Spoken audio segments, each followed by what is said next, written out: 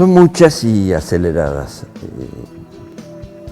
Podríamos partir desde las transformaciones impulsadas por las industrias culturales.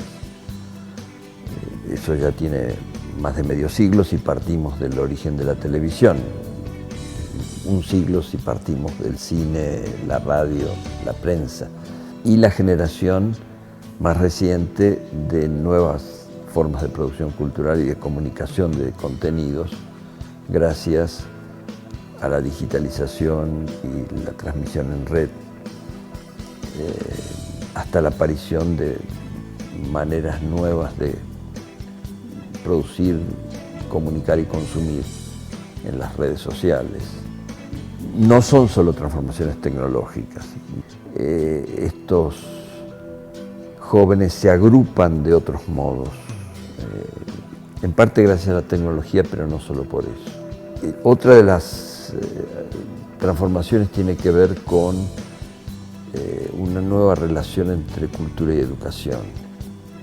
Antes veíamos la cultura desde la escuela primaria o desde el kinder como la serie de aprendizajes que nos iban a habilitar al final para insertarnos en la sociedad. Todo eso ha cambiado. Uno de los grandes desafíos para la educación es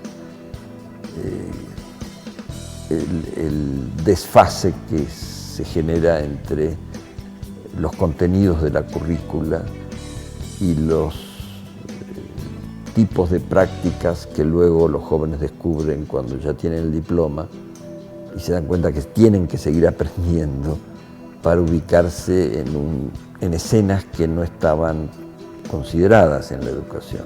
La escuela se ha venido resistiendo desde antes de que apareciera Internet o las computadoras a cualquier innovación tecnológica. Y de hecho lo que ha ocurrido en casi todo el mundo en la educación es que pasamos de una escuela centrada en la escritura y los libros, donde no se quería que entrara la televisión y el cine, eran vistos como enemigos del aprendizaje, a una etapa en que llegan las computadoras, donde está todo, pantallas que reúnen textos, imágenes, sonidos y todo lo que se puede hacer mezclándolos.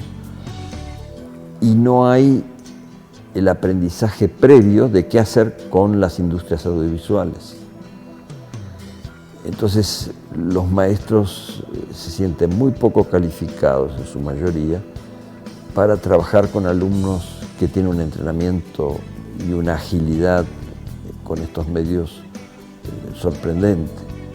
Hay mucha discusión sobre eso, porque en los años 90, cuando comenzaron a estudiarse estos fenómenos de creatividad joven y nuevos modos de agrupamiento por fuera de las instituciones y las empresas tradicionales, se comenzó a hablar de economía creativa.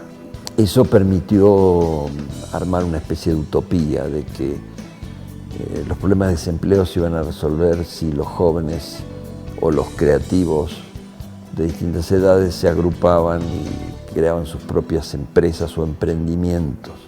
En México hay muy poco desarrollado en este sentido, apenas se comienza a hablar ahora de emprendedores o emprendimientos, se ha creado en este nuevo gobierno un instituto de emprendedores. Sin embargo, esos emprendimientos que son muy numerosos, que abarcan a miles de jóvenes solo en la Ciudad de México, como pudimos comprobar en la investigación, son muy precarios.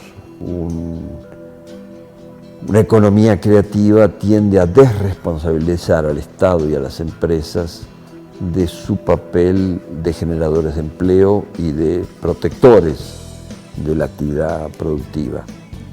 Los jóvenes actuales tienen carencias de empleos masivas, hay una desocupación alarmante en México y en muchos otros países, y hay una dificultad para lograr posiciones estables aún para los mejores. Entonces encontramos que han interiorizado la expectativa de trabajar por proyectos como algo normal. En ese proceso hay muchas consecuencias. Una es la precariedad personal, la inseguridad laboral. pero otra es la difícil acumulación de experiencias con un sentido productivo a mediano y largo plazo. Comenzamos trabajando precisamente con el apoyo de una institución que trabaja mucho en educación, que es la OEI, la Organización de Estados Iberoamericanos, que nos dio el primer apoyo financiero para organizar un equipo de investigación y comenzar a ver las nuevas prácticas de los jóvenes.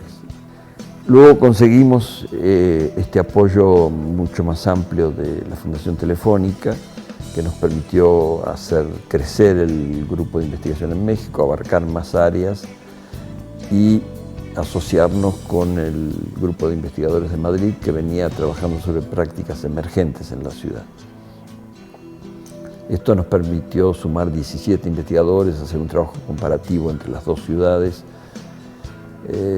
tener un horizonte más amplio y de más largo plazo. Hemos desarrollado un conocimiento sobre estos procesos en México y en España que, sobre todo en México, no teníamos hasta este momento. Lo hemos hecho a través de una investigación muy cualitativa, siguiendo etnográficamente los comportamientos de los actores jóvenes. Y a la vez esto nos deja muchas preguntas abiertas. ¿Qué dimensión tiene esto en la economía y la cultura en México? No lo sabemos, porque no hay en México censos de artistas, de editores, que nos digan cómo es el paisaje.